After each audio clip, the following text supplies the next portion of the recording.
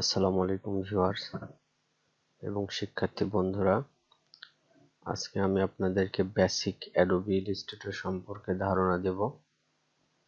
তো আপনারা দেখতে পাচ্ছেন অ্যাডোবি ইলাস্ট্রেটর এখানে অন করা আছে।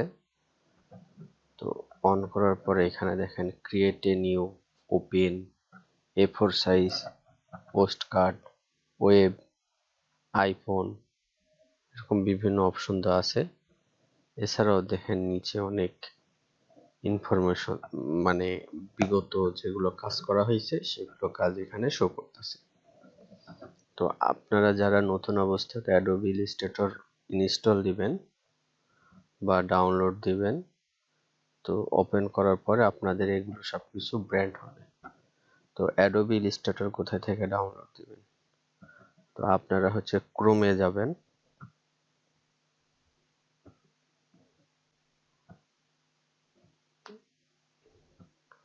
এখানে আমি আমাদের একটা ওয়েবসাইট আছে, ফ্রি গ্রাফিক্স টুলস। তো ফ্রি গ্রাফিক্স টুলসে এখানে সুন্দরভাবে দেওয়া আছে, এটাতে আপনার কোনো ঝামেলা নাই, খালি জাস্ট ডাউনলোড দিয়ে আপনি এখান থেকে ব্যবহার করতে পারবেন। তো এখানে সার্চ দিবেন অ্যাডোবি ইলাস্ট্রেটর। তো এখানে সার্চ দিলে অ্যাডোবি ইলাস্ট্রেটর চলে আসবে। তো আপনারা এখান থেকে ডাউনলোড দিয়ে নেবেন আর কি। এছাড়াও এখানে অনেক ইউজ পরিমাণ মোকআপ আছে এই ওয়েবসাইটে।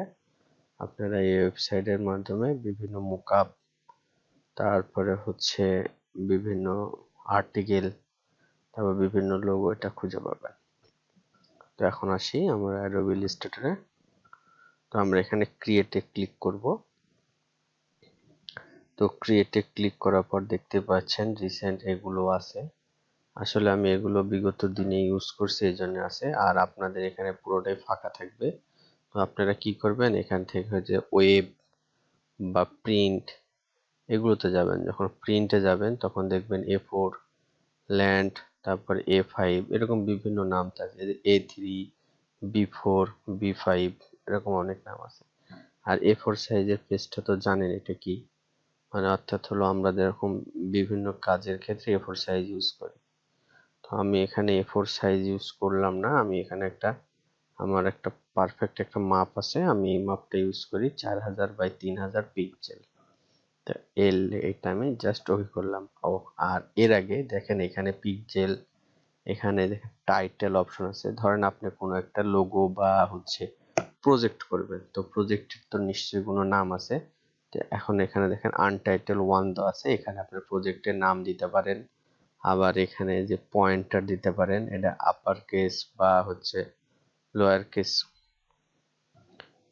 করতে পারেন। তারপরে এখানে আপনার যে টপ, বুট, এগুলো আর কি, ওই যে রাউটার আর কি সিস্টেম আছে, এগুলো করা যায়।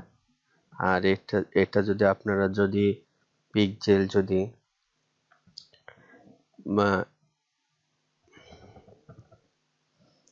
প্রিন্ট করেন তাহলে CMKY নেবেন, আর যদি ওয়েবসাইটে ইউজ করবেন তাহলে RGBটা নেবেন, ঠিক আছে। আর হাইট ওয়াইড,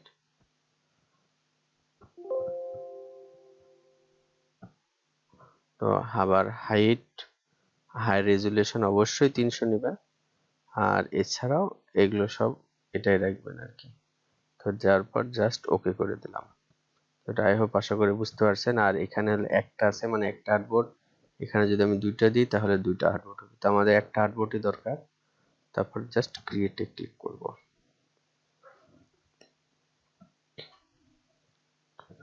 তো দেখেন ক্রিয়েটে ক্লিক করার পরে আমাদের হার্ডবোর্ডটা চলে এসেছে এখানে, ফুললি হার্ডবোর্ড। তো এইখানে দেখেন আমি এটা সুন্দর করে সাজায় নিছি। এখানে সোয়াত, এখানে ক্যারেক্টার, এখানে প্যাথ ফাইন্ডার, এখানে অ্যালাইন। আপনার এখান থেকে এই যে এইখানে অপশনে যাবেন, এখান থেকে লেআউটটা ক্লিক করে তারপর এগুলো সাজায় নেবেন। তো এগুলো যখন কোথায় পাবেন, এগুলো আপনি উইন্ডোজ থেকে পাবেন, ঠিক আছে। যে অ্যালাইন, তারপরে যে পাথ ফাইন্ডার, তারপরে সোয়াত, তারপরে টাইপে যায় ক্যারেক্টার, এগুলো সবকিছু আপনারা এখান থেকে উইন্ডোজে পাবেন, ঠিক আছে। এটা নিয়ে কোনো টেনশন নেই। তো এখন যে জিনিসটা আমি আপনাদেরকে দেখাবো, যে বিভিন্ন টুলসের ব্যবহার। তো এটা হলো মুভ টুলস। মুভ টুলসটা হচ্ছে এই যে আমি একটা কালার দিলাম, দেখতে পাচ্ছেন কিভাবে কালারটা দিয়ে। আমার প্রথমে কালারটা আসলে সাদা, আমি এখানে একটা রেক্টেঙ্গেল টুলস দিয়ে এইভাবে একটা দাগ দিলাম।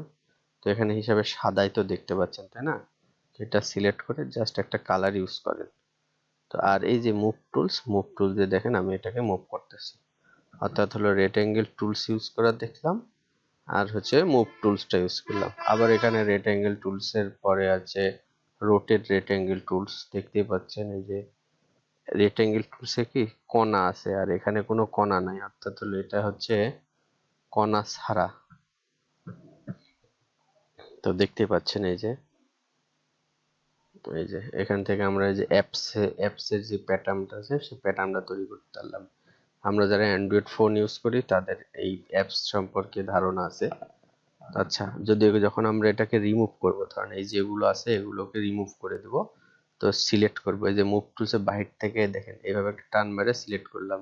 আবার ইন্ডিভিজুয়াল একটা সিলেক্ট করলেও হবে। তো আমি একসাথে দুইটাই সিলেক্ট করে এই যে আমাদের কিবোর্ডের ব্যাক স্পেস, বাস। তো এখান থেকে আরো আছে polygon tool, ellipse tools, start tools এগুলো। আর এটা হলো পেন টুল, আমরা পেন মানে তো কলম, বুঝতে পারতেছে। এই যে পেন টুলের মাধ্যমে আঁকাআঁকি করা যায়, এটা একটু দেখেন। তো পেন টুলটা হচ্ছে ধরেন এইখানে যাওয়ার পরে এই যে পেন টুলে এখানে আমি একটা ক্লিক করছি, তাই না? এখানে একটা ক্লিক করার পরে এই ক্লিকটা এইভাবে নিছি, তো দেখেন আঁকা বাঁকা হচ্ছে। আবার যদি মনে করেন না, আমি জাস্ট এখানে যদি ক্লিক করে ছেড়ে দিতাম তাহলে সোজা। তারপরে এখানে দেখেন একটা স্মার্ট অবজেক্টের মাধ্যমে বোঝা দিচ্ছে যে তুমি এইভাবে নিলে এইভাবে তোমার জন্য সোজা হবে। এইভাবে আর কি সোজা হিসেবে দেখা দিচ্ছে। তো এই জন্য আপনারা এই হিসাবে আপনারা পেন টুলটা ইউজ করবেন। আবার যে এখান থেকে যে এভাবে ক্লিক করে ধরে রাখলাম, এই অ্যাঙ্গেলটা তৈরি হলো, আবার এখান থেকে এই অ্যাঙ্গেলটা তৈরি হলো। তো যাই হোক, এখান থেকে মুভ টুলসের মাধ্যমে বা হলো সিলেকশন টুল যেটাই বলেন না কেন, এটার মাধ্যমে ব্যাক সিলেক্ট করা যায়। আর টাইপ টুলস মানে তো বুঝেন আপনারা যারা মাইক্রোসফট ওয়ার্ড এক্সেলে কাজ করেন, এটা হলো টাইপ করা। আচ্ছা, টাইপ টুলস এর একটা সুবিধা হচ্ছে শিপ অল্টার ধরে আমি যদি বড় করি, শিপ অল্টার ধরে দেখেন সুন্দরভাবে চার সাইডে বড় হয়। আর এছাড়া যদি আপনারা যদি এইভাবে বড় করেন, মানে এইভাবে টাইনে টাইনে বড় করেন, তাহলে দেখতে পাবেন যে আমাদের ফন্টটা খুবই একটা বাজে দেখায়। তো এই জন্য আপনারা চিন্তা করবেন শিপ অল্টার ধরে ধরে কাজ করা। আচ্ছা, তো তারপরে হচ্ছে আমাদের হচ্ছে যে লাইন সেগমেন্ট টুল, মানে লাইন সেগমেন্ট টুলের কাজ হচ্ছে আপনার টান আঁকাআঁকি করা বা লাইন দেওয়া আর কি। দেখেন এইভাবে একটা সুন্দর করে একটা লাইন দিলাম। তো এখন এটা তো আমার লাইন হয়ে গেছে, কিন্তু বাট দেখা যাচ্ছে না, কারণ কি এটাতে কোনো কালার দেওয়া নেই। এই জন্য শিপ অল্টার ধরে এই দেখেন স্ট্রোক কালারটা বাড়ায় দিচ্ছি। তো দেখেন এখন দেখেন স্ট্রোক কালারটা এখন যদি আমি এখান থেকে চেঞ্জ করি, তাহলে আসলে এখানে এখন প্রশ্ন আসতেছে যে স্ট্রোক কালার কি। আচ্ছা, এখানে দুটো অপশন আছে, স্ট্রোক কালার এবং ফিল কালার, ঠিক আছে? ধরেন আমি এখান থেকে একটা রেক্টেঙ্গেল টুলস নিলাম। তো আপনারা দেখতে পাচ্ছেন এখানে দুইটা কালার আছে, মানে অর্থাৎ হলো চার সাইডে একটা কালার আর ভিতরে আরেক কালার, অর্থাৎ এটাকে বোঝা যাচ্ছে স্ট্রোক কালার, এটা হলো ফিল কালার। মানে এখান থেকে স্ট্রোক কালার, স্ট্রোকের মাধ্যমে রিমুভ কালার দিতে হবে, আর ফিল কালার মানে নর্মাল যে কালারটা সেই কালারটা এখানে দিতে হবে। এখন স্ট্রোক কালারে দেখেন এখানে 40 আছে, এটা কমাবো তো আমার স্ট্রোক কালারটাও কমে গেল, আবার এটা বাড়াবো তো স্ট্রোক কালারটাও বেড়ে গেল। এই হচ্ছে যে ব্যাপার স্ট্রোক কালার এবং ফিল কালারের ব্যবহার। আর হচ্ছে যে লাইন সেগমেন্ট টুল, এছাড়াও আপনার হচ্ছে শেপ বিল্ডারের টুলস আছে। আবার হচ্ছে ধরেন এখান থেকে আমি দুইটা নিলাম। আচ্ছা, স্ট্রোক কালারটা অফ করে দিই। তো দেখতে পাচ্ছেন কমায় দিলাম আমি, স্ট্রোক কালার দরকার নেই। তো এইখান দেখেন এখানে এইটা একটা, এইটা একটা, দুইটা পাত আছে। তো এখন এই দুইটা, এই দুইটা সিলেক্ট করে আমি যদি শেপ বিল্ডার, এখানে দেখেন শেপ বিল্ডার, এইটা দিয়ে ধরি, ধরার পরে যদি আমি এভাবে একটা টান দিই, তাহলে দেখেন সব সমান হয়ে গেল। আবার মনে করেন যে মাইনাস করে দিই এভাবে, তাহলে দেখেন মাইনাসটা করলাম কি করে, এই যে অল্টারটা ধরলে মাইনাস আর নর্মাল ভাবে ধরলে প্লাস, এটা মনে রাখতে হবে। ঠিক আছে, অল্টার ধরলে মাইনাস আর হলো নন অল্টার না ধরলে প্লাস। এখন প্লাস আছে, আমি অল্টার ধরে টান দিব, দেখেন মাইনাস হয়ে গেল। তো যা, সব দুটাই চলে গেল আর কি। বুঝা দিচ্ছে যে মানে দুটাই মাইনাস করেছে, এই জন্য এটা হলো শেপ বিল্ডারের কাজ। তারপর রোটেট টুলস এর কাজ। তো রোটেট টুলস এর কাজটা একটু দেখাই দিই। এই যে এখানে দেখেন রোটেট টুলস আছে। তো এখানে দেখেন আমি একটা পেন টুলের মাধ্যম দিয়ে এরকম একটা আমি ফুলের পাপড়ি আঁকাবো। এইভাবে নিলাম, এই আবার এটাকে অল্টার ধরে আমি এইভাবে একটু ঘুরাই নিই।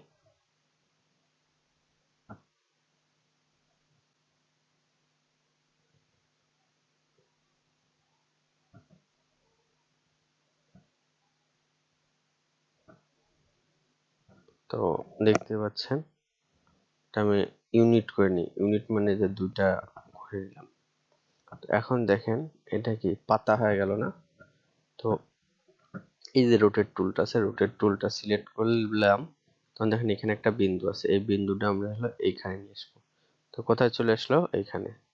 তারপর অল্টার, এই যে আমাদের কিবোর্ডের অল্টারটা ধরলে কপি হয়, ঠিক আছে? এই যেভাবে দেখেন আমি এভাবে একটা টান দিচ্ছি, মানে ঘোরাচ্ছি। তো দেখেন ওই যে বিন্দুর কিন্তু মিডিলেই কিন্তু হচ্ছে, এছাড়া কিন্তু বাহিরে হচ্ছে না। তো এরপরে আমি হচ্ছে কন্ট্রোল ডি দিব। কন্ট্রোল ডি দিলে হুবহু কপি হয়ে গেল। তো এটাই হচ্ছে আমাদের কাজ, অর্থাৎ হচ্ছে এটাই আমাদের কাজ। দেখেন এখন যদি মনে করেন আপনি এইটা এইটা এইটা এইটা এইটা এইটা এইটা এইটা এই এই প্রত্যেকটার কালার চেঞ্জ করে দিই, তো দেখেন এরকম লাগতেছে। আবার মনে করেন এক একটা এক কালার দিবেন।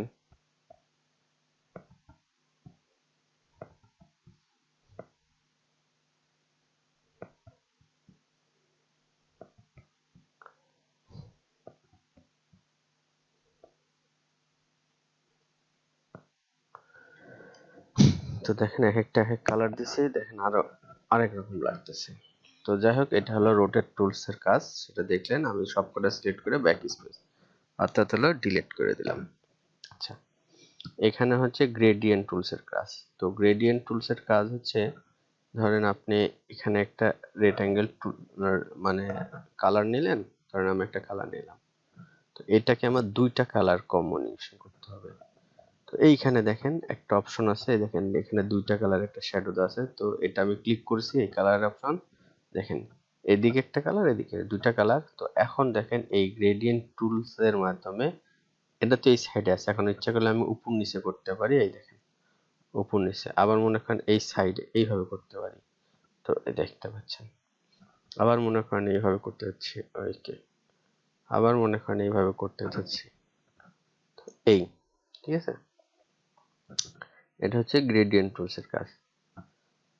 আরো বিস্তারিত দেখতে হবে নেক্সট ভিডিওতে। আমি ইনশাল্লাহ আরো আমার চ্যানেলটাকে সাবস্ক্রাইব করে রাখেন, যাতে আমি ইনশাল্লাহ আরো ভালো ভালো ভিডিও দেখাতে পারি আপনাদেরকে, আরো এই গ্রেডিয়েন্ট টুলস এর কাজ। এছাড়াও এটার কাজ বা ব্রাশ টুলের কাজ। ব্রাশ টুলের কাজ এই যে এভাবে আঁকাআঁকি করা, সেটা তো বুঝতেই পারছেন। এই ব্রাশ টুলের কাজ আমরা সচরাচর খুব কম ইউজ হয়, যারা প্রাকৃতিক দৃশ্য বা হচ্ছে বিভিন্ন রকম ডিজাইন করেন নতুন অবস্থাতে, এটাতে আপনারা হয়তো অতটা কিছু করতে পারবেন না, কিন্তু ব্রাশ টুলেরও কাজ আছে। Okay? আচ্ছা, আর এটা হচ্ছে যে ডাইরেক্ট সিলেকশন টুল। মনে করেন যে কোনো দিকে যে ডাইরেক্ট সিলেকশন টুল সিলেক্ট করলাম, ধরেন যে কোনো এক সাইডে আমি হচ্ছে ডাইরেক্ট সিলেকশন টুল সিলেক্ট, আগে দেখেন মুভ টুল সিলেক্ট করলে ওখানে আসতে, আবার ডাইরেক্ট সিলেকশন টুল করলে এরকম আসতে। তো ধরেন আমি এই দুই কোণা এরকম কর্নারই রাখবো, আর এই দুইটা আমি হচ্ছে ভাঁজায় দিব। তাই দেখতে পাচ্ছেন, আমাকে আর কষ্ট করে করতে হলো না, এইভাবে আমি ডাইরেক্ট সিলেকশন টুলের মাধ্যমে, কিংবা ধরেন এইটাকে আমি এইভাবে নিয়ে নিলাম জাস্ট। এগুলো সবই কিন্তু ডাইরেক্ট সিলেকশন। এই যে ডাইরেক্ট সিলেকশন টুলের মাধ্যমে এটা একটা আলাদা ডিজাইন হয়ে গেল। তো এটা অনেকেরই আসবে না যাদের হচ্ছে যে উইন্ডোজ 7 এর পরে আছে, মানে 7 সরি উইন্ডোজ 17, 18, 19, 20, 21 তারা পাবেন। 2016 যারা ব্যবহার করেন তারা এটা পাবেন না। ঠিক আছে, তো এই আর কি। তো ভিডিওটি দেখার জন্য ধন্যবাদ। অবশ্যই আমার চ্যানেলটাকে সাবস্ক্রাইব করবেন আর বন্ধুদের মাঝে শেয়ার করবেন।